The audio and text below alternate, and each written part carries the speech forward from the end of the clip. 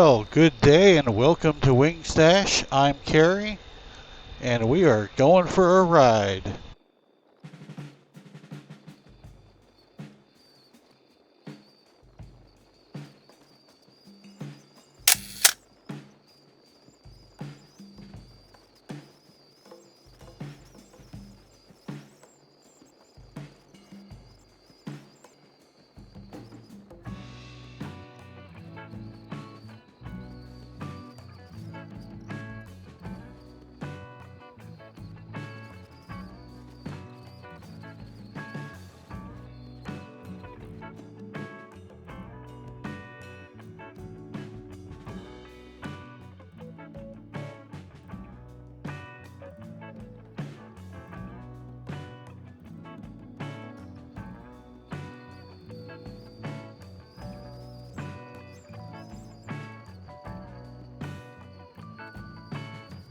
Today's destination is Port Hudson Lake Conservation Area.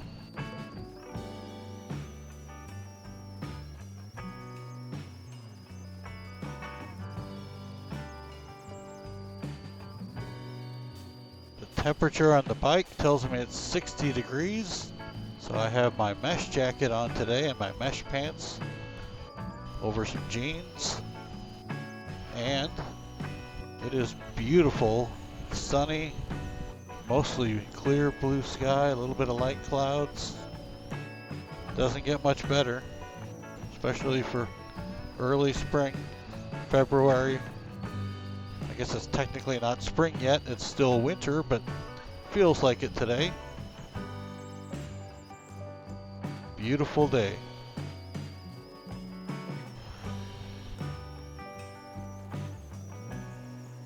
I thought I'd tell you a little bit more about myself and how I started riding.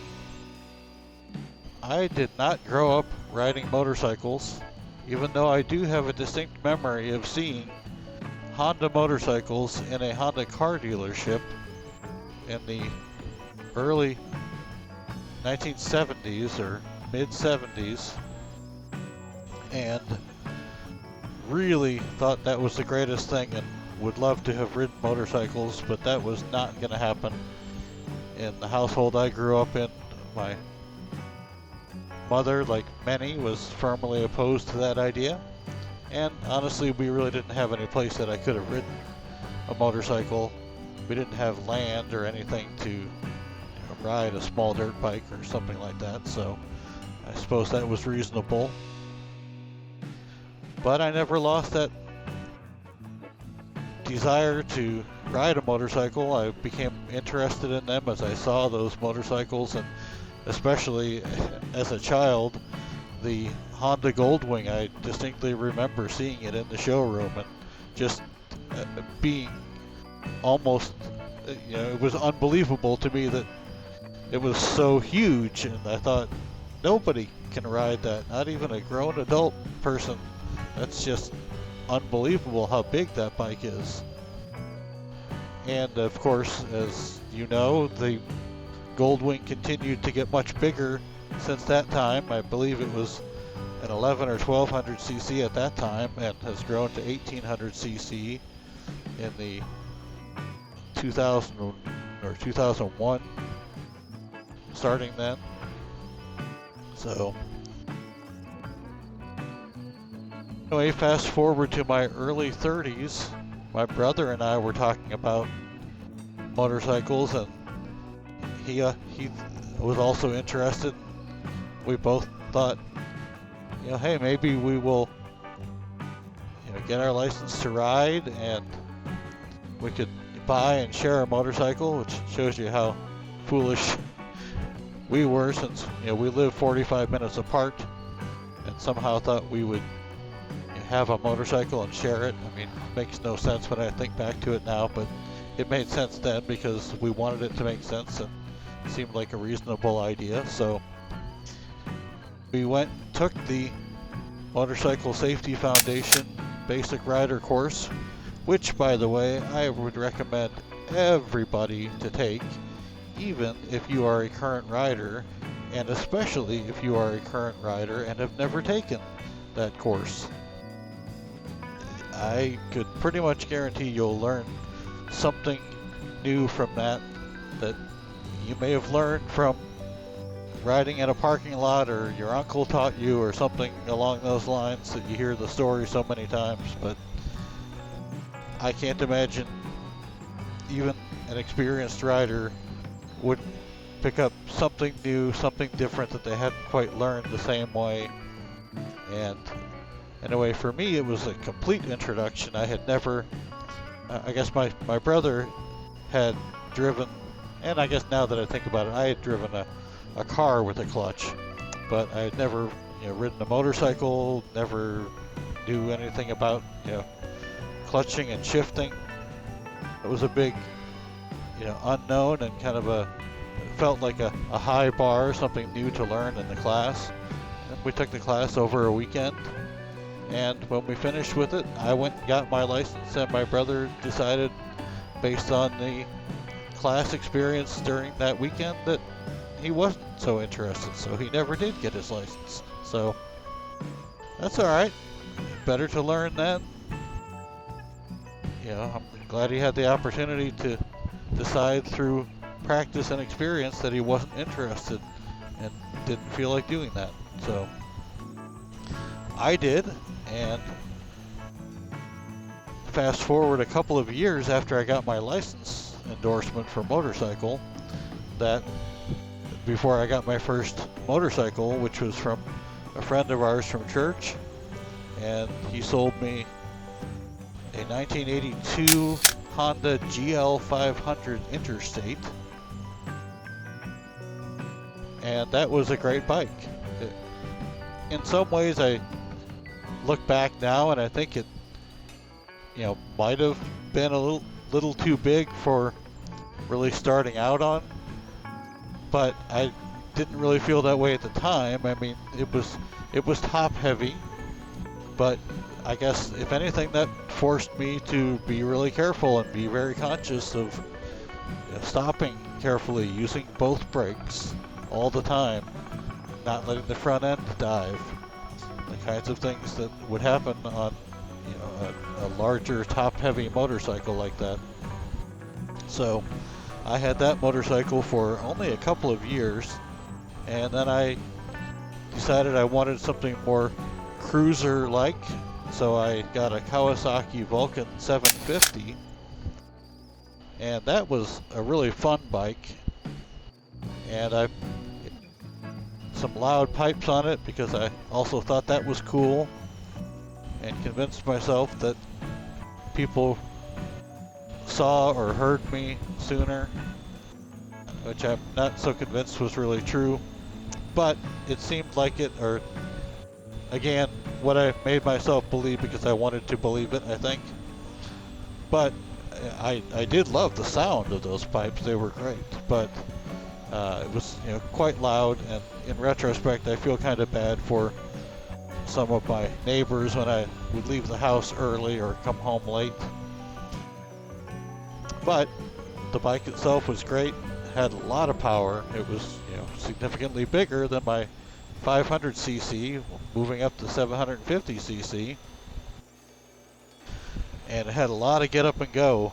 It really was a fun bike to ride. I had no qualms with the bike ride comfort, although it wasn't good for very long, but I used it for commuting to the office, which is only 40 minutes away from home on 2-lane back roads, so that worked out quite well for that, except for not having any luggage capacity to speak of. So I did have a rollerboard, sort of small luggage bag that I strapped to the sissy bar, if you want to call it that, behind the passenger seat. And that worked all right. It got me to and from work, and it was what I needed. I enjoyed it. But as things happen when you're on a motorcycle and getting more experience and thinking about what else you might like to do, and about taking any kind of an overnight trip or a longer trip somewhere. I did take at least 4, but it worked just fine. But I was more interested in 2 things really. Getting a bike that was better for longer distance and on highway riding, and I was really interested in getting one that had a big enough top box or trunk and hard saddlebags for packing things in for those trips that I planned on doing, and also for commuting to and from the office. I wanted something that I could keep my helmet in, got off the bike at the office, and that I could put my laptop bag in on the way to the office and on the home, and just make it much easier to commute, which is primarily what I was doing. So I got a 2000 Honda ST 1100, and I really loved that bike. It was great for all the purposes that I was looking for. It was great on long road trips. I did my first Iron Butt Saddle Sore 1000 on that bike. And actually, when I bought that bike, I bought it from an eBay listing, and it was in South Carolina, so I flew out to pick up the bike, and I don't remember how long it was back home, probably 8 or 10 hours, and I rode that bike and never once thought about any discomfort, because there just wasn't any. It had a Corbin seat that had been put on by the previous owner, so I learned the benefits of a good aftermarket seat with a firm foam padding. That was a very comfortable bike.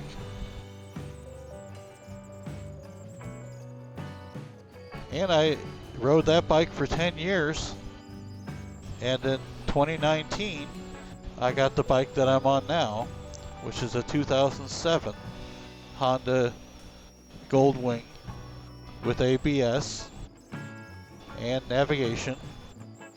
And I was particularly looking for the one with ABS because I want to have that there. Yeah, like you should want to have it there for not needing it.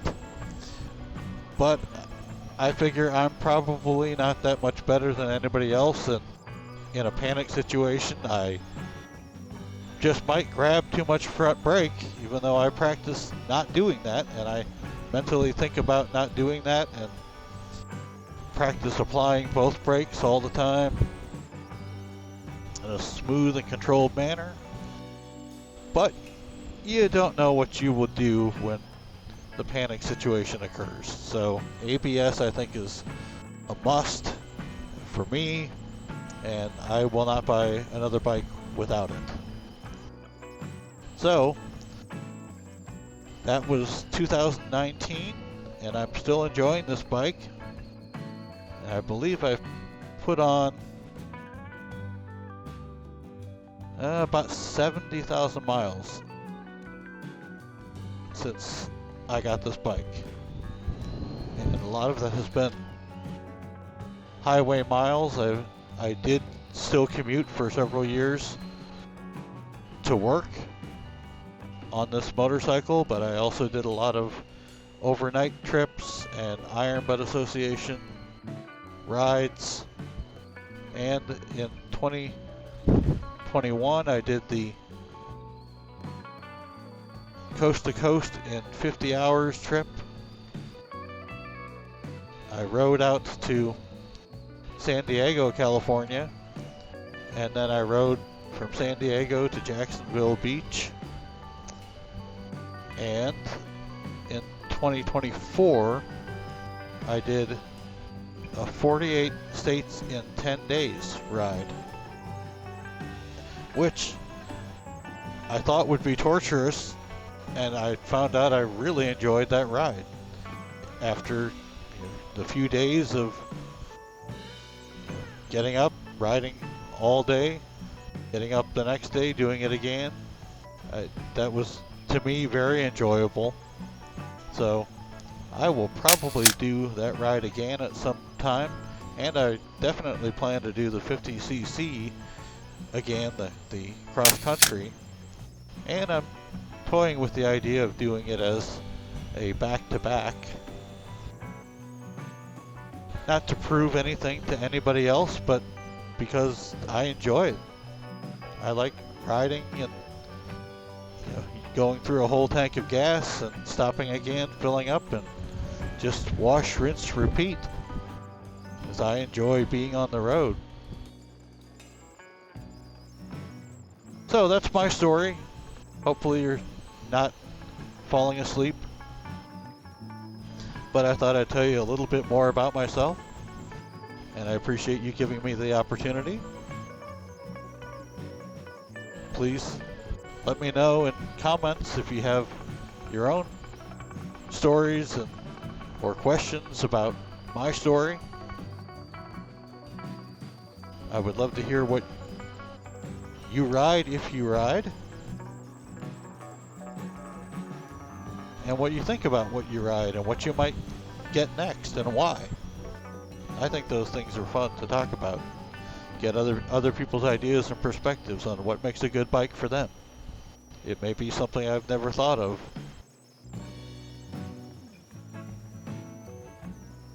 And I probably will get, in fact I'm planning to get one of the 6th generation Honda Goldwings.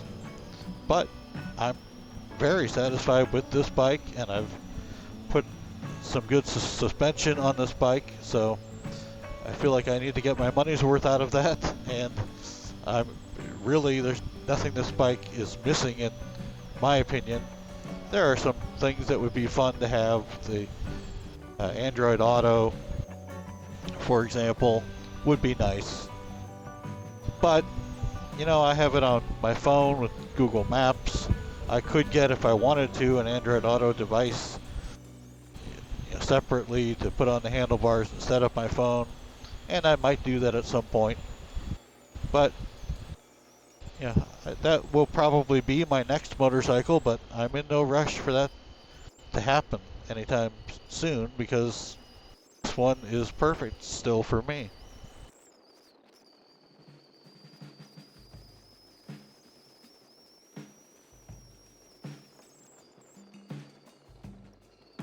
And in case you hadn't noticed, they're kind of expensive.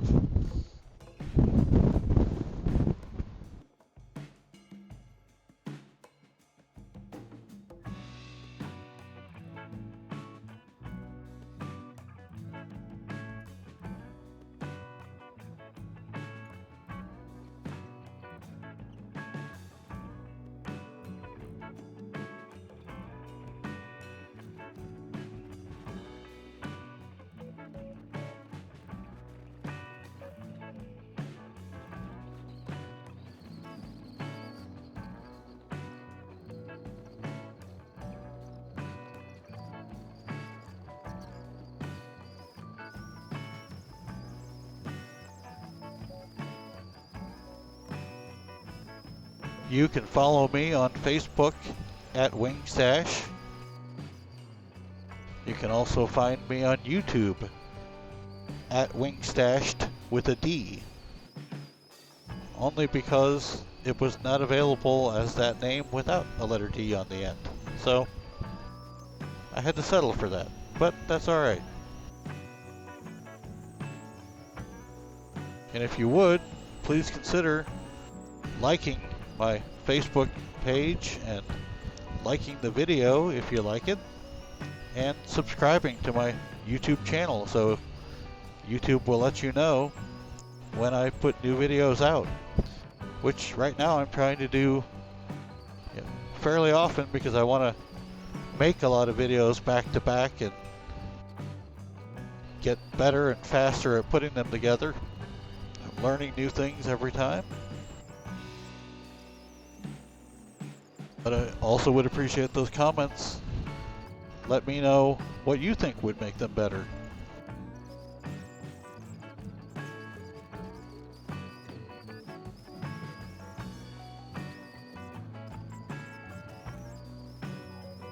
I'm just gonna go out to this lake, get off the bike, stretch my legs, maybe take a few pictures, and get back on, turn around, go back home.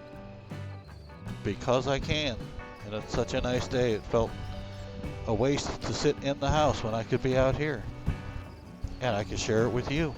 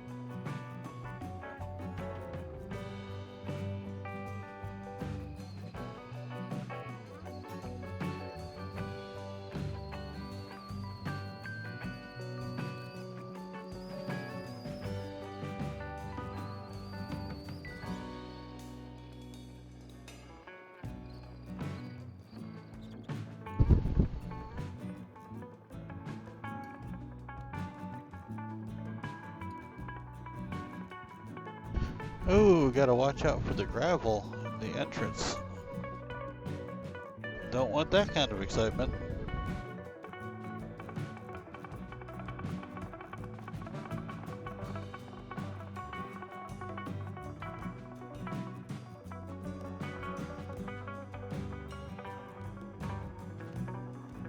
Here we are, Port Hudson Lake Conservation Area.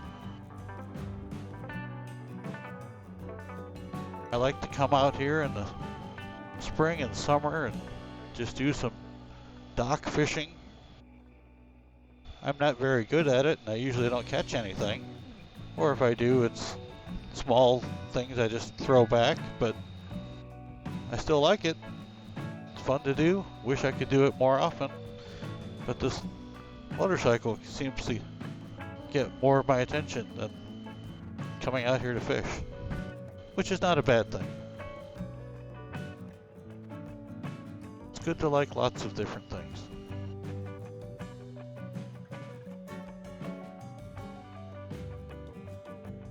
Here we are.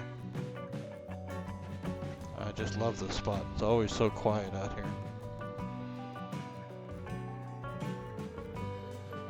I'll take a little loop-de-loo around the parking lot so we can get a good look.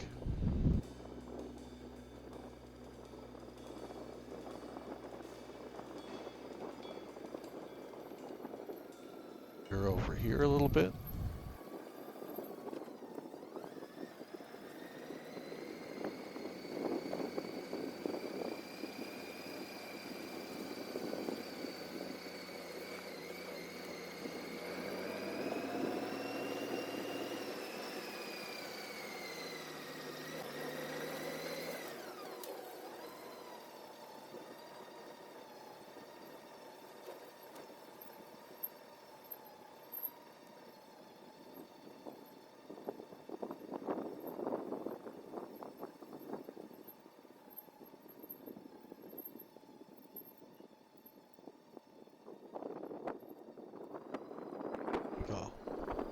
Go back around. I should have parked when I came back up the other way so the bike is facing a nice direction for not having to push it uphill backwards.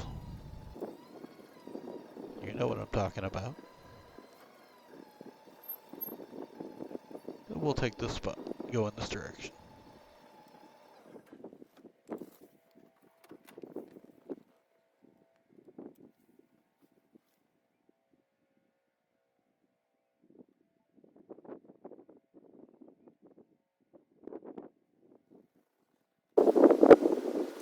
Do you like what I've done with my hair?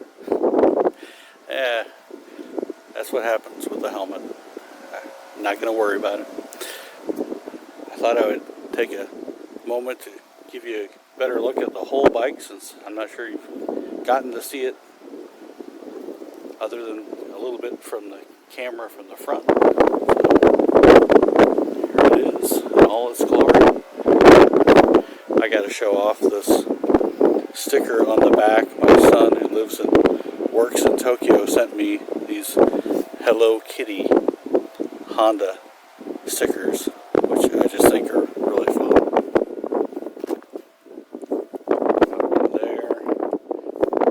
There, another one round in the front on the windscreen. Thought that was a fun little addition.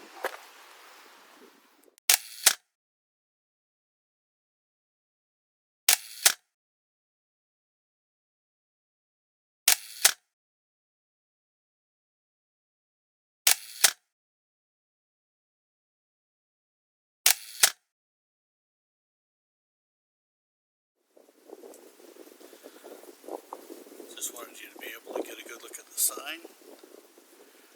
Port Hudson Lake. You can see there's still a little bit of ice floating on top.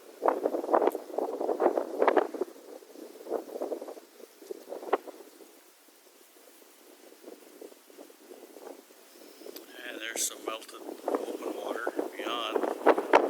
This is a great little public fishing spot. I came out here with this can of Dr. Pepper Zero to relax and have a drink before getting back on the bike, but it's kind of windy. The wind's picked up a little bit. You can just see here is the parking lot. This is mostly built for boat trailers. Looks like the conservation department is out here working today doing some maintenance. But this is where I like to come and do some fishing off of this little floating dock. You usually find some things in these trees, and if nothing else, it's a great way to donate some bobbers and hooks and lines to the bottom of the lake after you get snagged on something. That's part of fishing.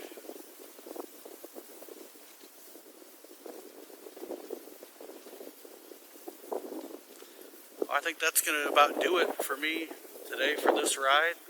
So thank you once again for joining me, letting me take you on this ride, letting me show you some things around where I live. I hope you have a great day.